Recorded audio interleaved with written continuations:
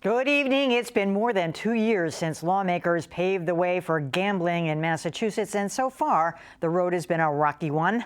Now, after a pair of failed proposals, two of the biggest names in the casino sweepstakes are announcing a new engagement.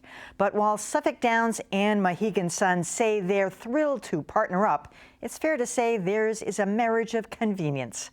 Last month, Suffolk Downs split with Caesars, its original casino partner, after regulators raised concerns about possible links to organized crime.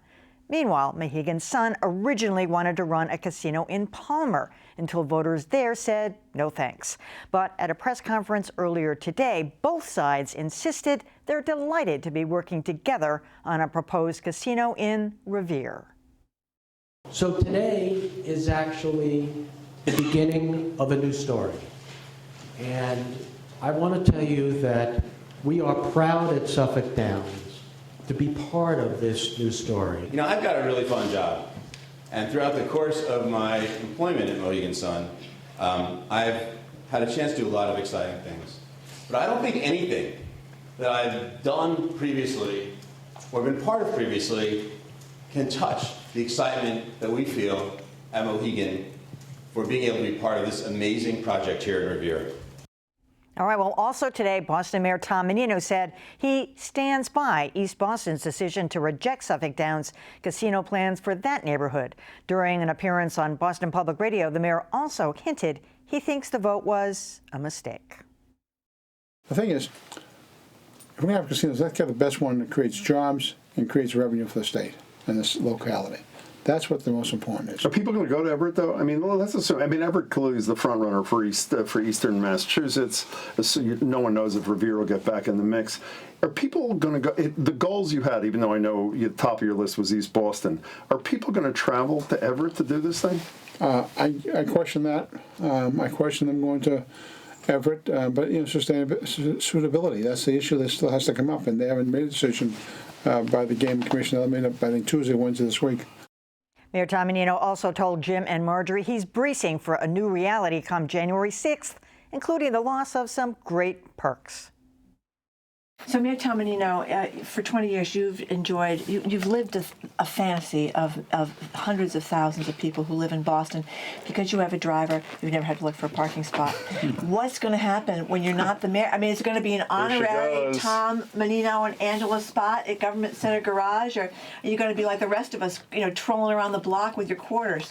Well, first of all, I drove yesterday for the first time in a year. Really? I drove for an hour around the neighborhoods just to see how it is. How'd that go? Great. I was looking for a collection of cars. No collection of cars. Stick shift days are gone for the most part. Yeah, it's going to be different, you know, but hey, everything changes. I mean, you know, I'm ready for that. I'm going to have to find my own parking space. I understand that. But that's life. I mean, you know, you have to get ready for it. You have to put it in your mindset, hey, on January 6th, my life changes. I go do other things. And it's a challenge for me, and I will meet that challenge. Because, you know, nothing's forever except death and taxes. That's true. And sometimes marriage. Sometimes. Some people thought you being mayor was the other thing that was But Tom, Menino, when you wake up on January 7th, though, I mean, you're saying the things that I'm sure you want to happen. Don't you worry? I mean, you get up on January 7th, and the world has changed for you. You're a 5 o'clock guy or whatever it is. You're until you drop at the end of the day, you're running the city's business, you're meeting people. I'm serious, you're not worried about that culture shock? Well, it's been culture shock for me. You know, going to academia, it's a little different. But, you know, I'm going to fill out my time. I'm doing a book. I'm writing a book with Jack Beatty. Did you start that yet or no? Yeah, he's been working on it right now. I'm working on it for the last 7 months, I think, 8 months. And he's great. He's very good. We're lucky to have him. And I got that. I'm doing work with schools. So I'll keep myself busy. I'm going to keep myself occupied. And, yeah, I'm not going to... the only thing I'm gonna miss is the phone calls when the snow comes.